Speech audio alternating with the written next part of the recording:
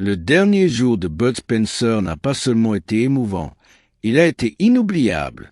Il y avait des chuchotements dans les couloirs de l'hôpital, un mot qu'il a prononcé et que personne n'attendait, et un dernier geste qui a laissé même sa propre famille sans voix. Que s'est-il vraiment passé dans ces dernières heures? Et est-il vrai qu'il savait exactement à quel moment il allait partir? Si cette histoire vous touche, si elle fait vibrer quelque chose de vrai en vous, ne vous contentez pas de regarder en silence. Cliquez sur j'aime, abonnez-vous et restez avec nous pour revivre le dernier chapitre d'une vie vraiment exceptionnelle. Il y a quelque chose d'inoubliable chez Bud Spencer.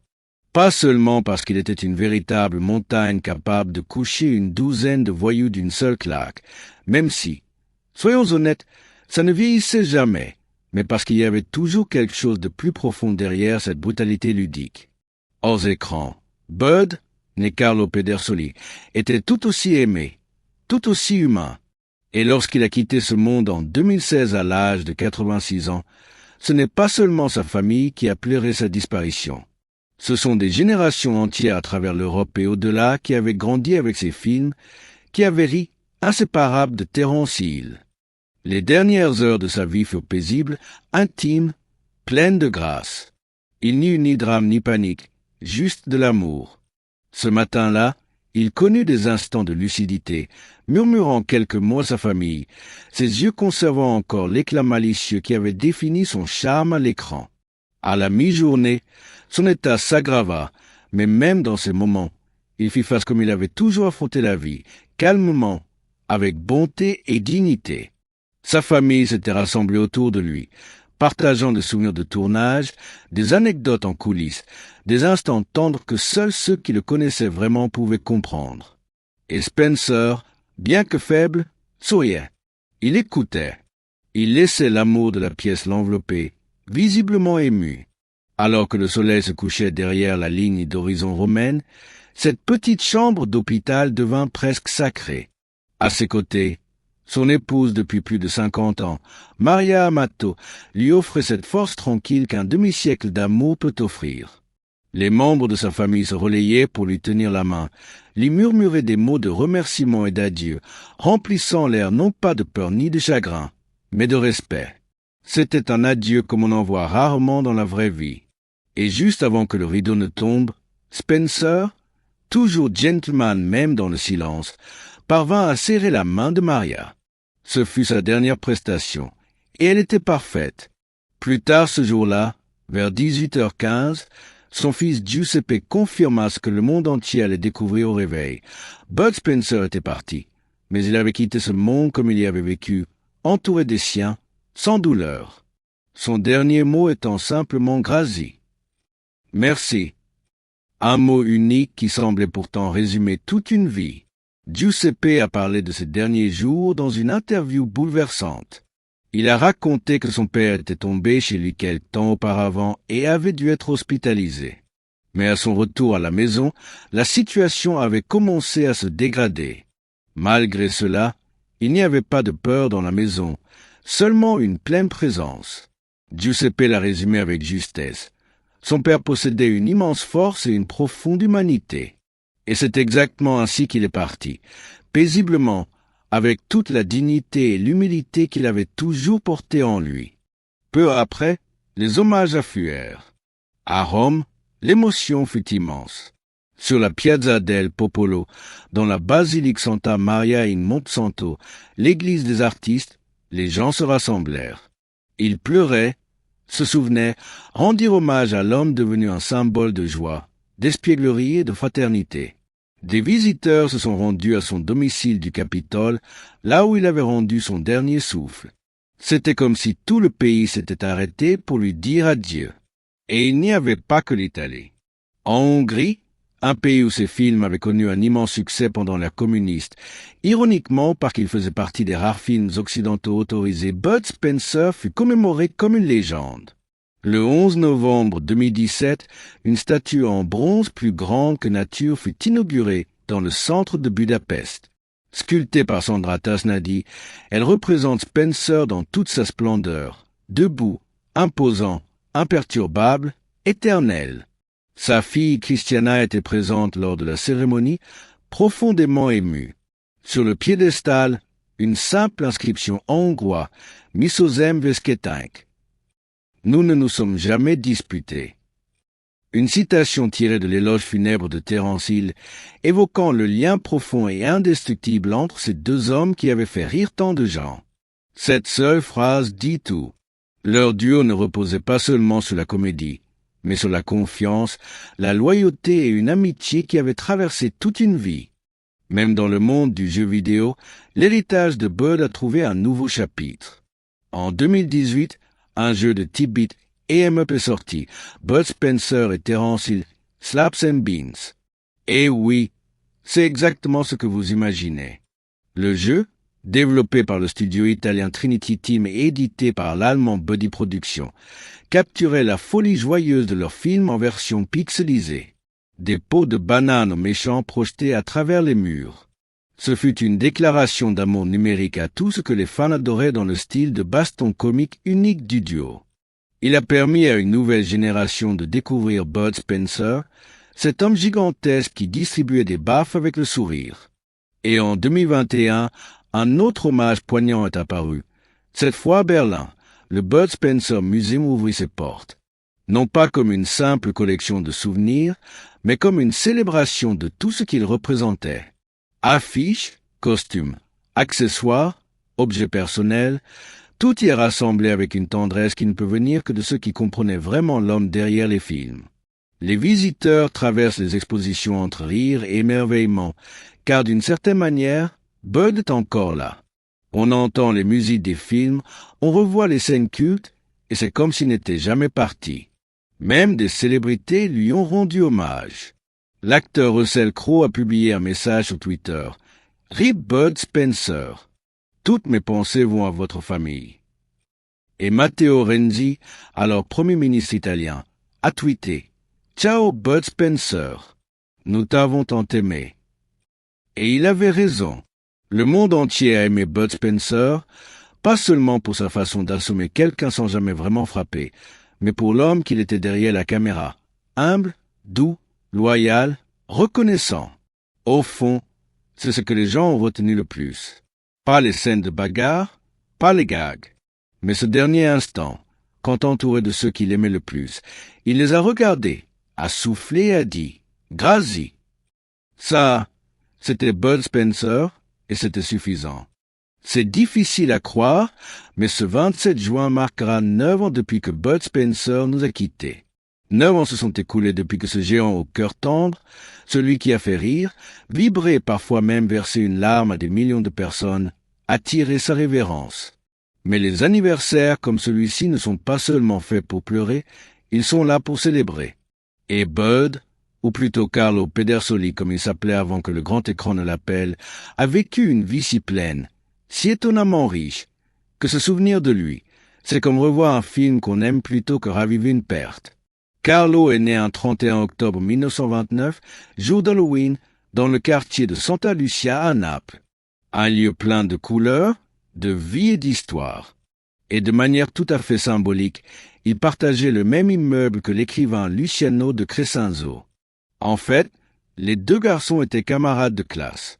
Il y avait là quelque chose de presque poétique. Deux enfants grandissant sous le même toit, l'un destiné à manier les mots, l'autre à distribuer des coups avec charme et clin d'œil. Les parents de Carlo, Alessandro Pedersoli et Rosa Facchetti, étaient originaires de Lombardie, et en 1940, la famille déménagea à Rome pour le travail d'Alessandro. Ce déménagement allait tout changer. C'est à Rome que Carlo commence à se forger en l'homme que le monde allait un jour aimer. Il s'inscrit dans un club de natation local, se jette au sens propre dans le sport et se fait vite remarquer. Alors que la plupart des adolescents tâtonnent encore quant à leur avenir, Carlo, lui, avait déjà terminé le lycée avant ses 17 ans avec les meilleures notes. Il s'inscrivit ensuite en chimie à la prestigieuse université de la Sapienza de Rome. Mais la vie, comme souvent, en décida autrement. En 1947, sa famille s'installe en Amérique du Sud et Carlo les suit. L'université attendra. Il travaille alors au consulat italien de Rio de Janeiro au Brésil. Là-bas, il accomplit ce que peu d'athlètes européens pouvaient revendiquer à l'époque.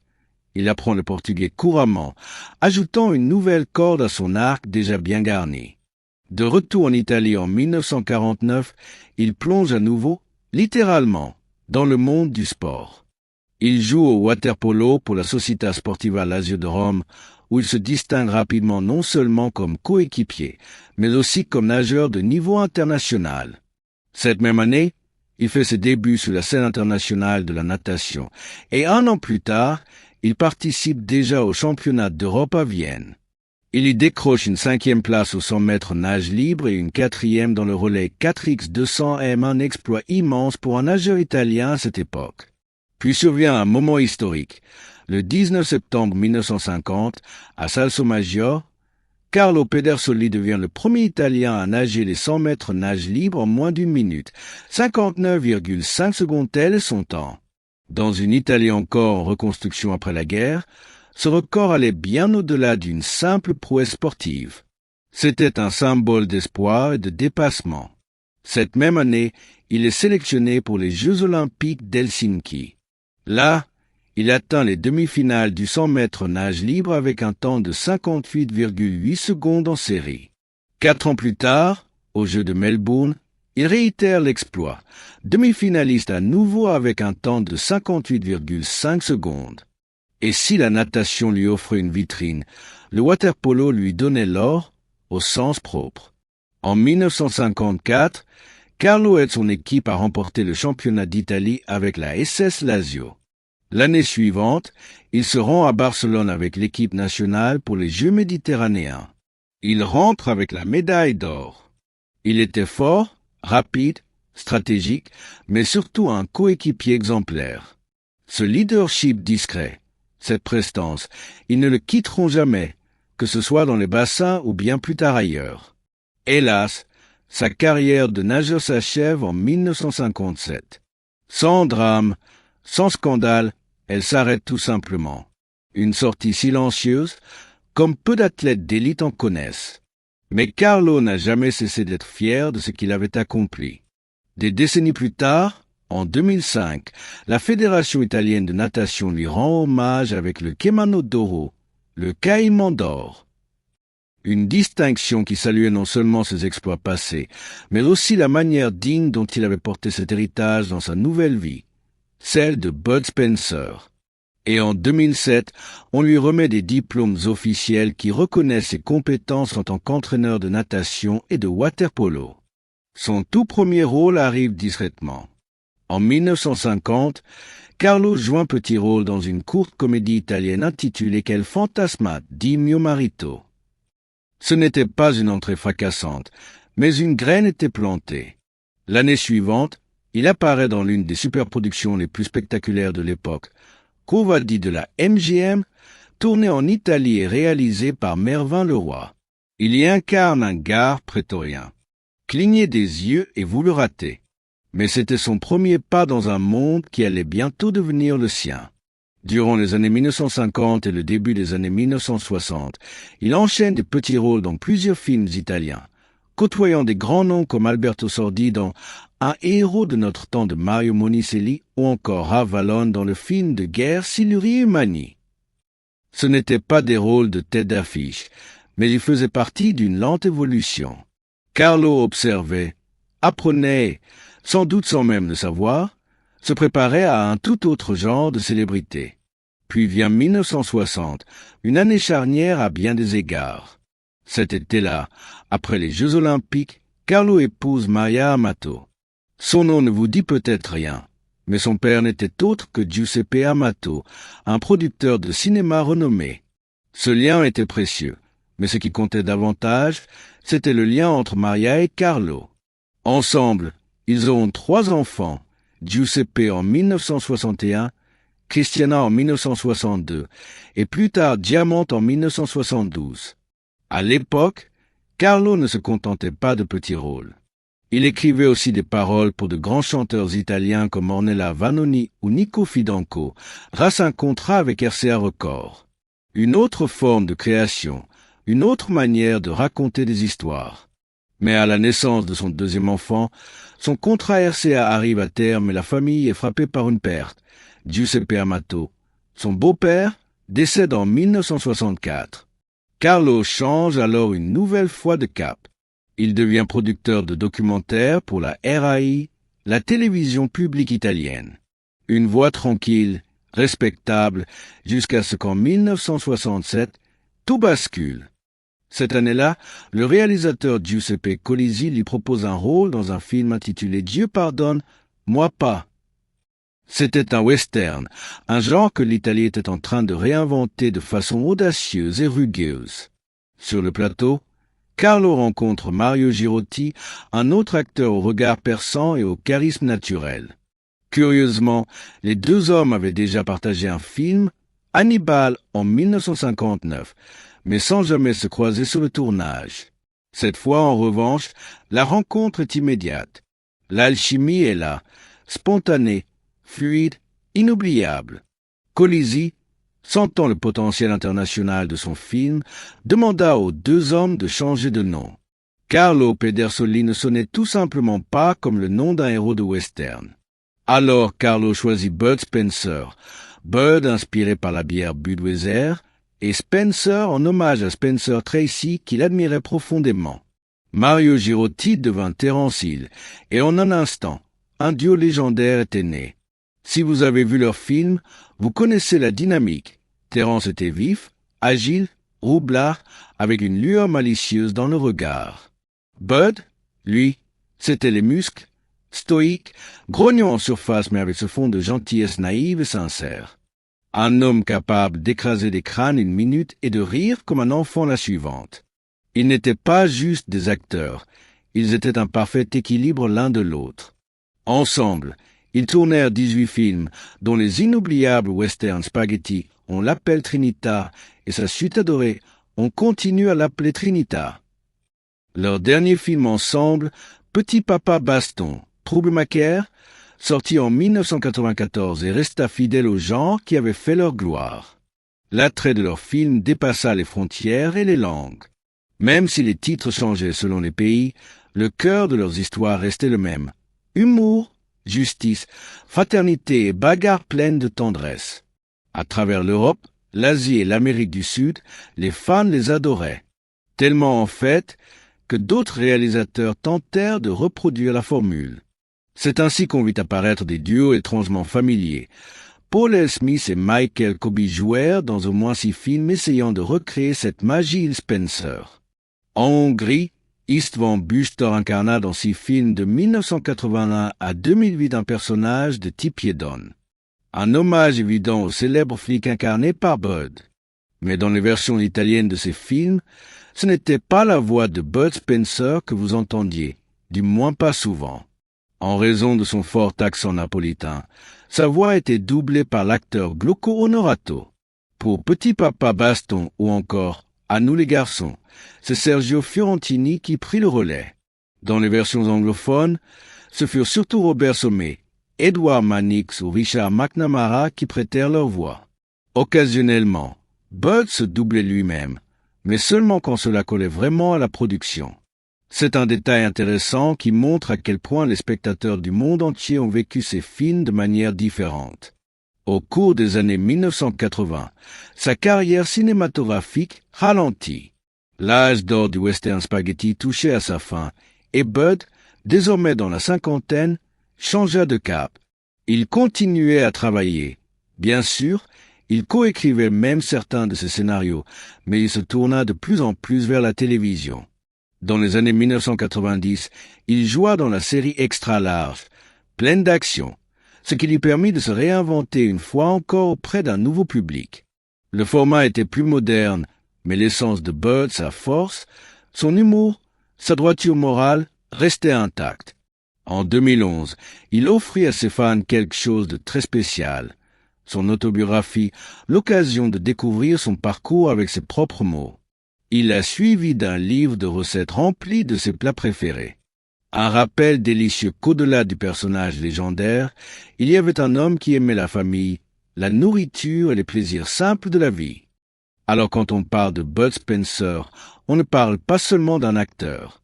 On parle d'un ancien Olympien qui trouva sa vocation dans le cinéma. Un parolier, Un père de famille, un homme aux multiples vies qu'il a tout assumé avec passion. Il apporta à l'écran une forme de force qui ne reposait pas sur la cruauté ou l'arrogance, mais sur l'humour, la loyauté et le cœur. Prenons un instant pour apprécier l'un des chapitres les plus surprenants et, honnêtement, délicieusement étranges de la vie extraordinaire de Bud Spencer. En 2005, on aurait pu penser qu'il avait déjà tout fait, nageur olympique, star de cinéma adoré, héros de télévision, parolier, écrivain. Mais Bud voulait encore explorer un autre domaine, la politique. Oui, vous avez bien entendu. Carlo Pedersoli, l'homme qui avait distribué des baves dans les westerns façon Trinita et fait rire l'Europe pendant des décennies, décida de se présenter à une élection. Il fit campagne en tant que conseiller régional dans le Latium sous la bannière du parti Forza Italia. Cela n'aboutit pas, il ne fut pas élu, mais ce n'était pas qu'un coup de pub. Lorsqu'on l'interrogea sur ses motivations, Bud répondit avec l'un de ses classiques propos directs comme lui seul savait le faire. « Dans ma vie, j'ai tout fait. Il n'y a que 3 choses que je n'ai jamais été, danseur étoile, jockey et homme politique. Étant donné que les 2 premiers sont hors de question, je me lance en politique. » Il y avait dans cette réponse une belle forme d'honnêteté. Ce n'était ni par ambition, ni par soif de pouvoir. C'était une envie d'aller jusqu'au bout, d'essayer ce qu'il n'avait pas encore fait. Mais tout le monde ne l'a pas vu de cette façon. Les critiques, surtout ceux de l'opposition, l'accusèrent de se livrer à ce que les Italiens appellent la politica spettacolo, la politique spectacle où la célébrité prend le pas sur le contenu. Et même si ces critiques n'étaient pas entièrement infondées, ceux qui connaissaient vraiment Bud savaient que ce n'était pas un simple caprice d'ego. Il était célèbre, oui, mais il prenait les choses au sérieux lorsqu'il y croyait. Pourtant, la politique peut être un terrain impitoyable, surtout pour un homme dont la force a toujours été l'authenticité et la démesure bienveillante. Mais comme toujours, Bud ne s'est jamais contenté d'une seule voie. Bien avant cette aventure politique, une autre passion s'était emparée de lui, l'aviation. Après le tournage de Deux super flics, où l'on prenait des scènes en avion dans l'Amazonie, il se prit de fascination pour le vol. Fidèle à lui-même, il ne se contenta pas de jouer les pilotes à l'écran. Il en devint un. Bud obtint ses brevets de pilote d'avion et d'hélicoptère.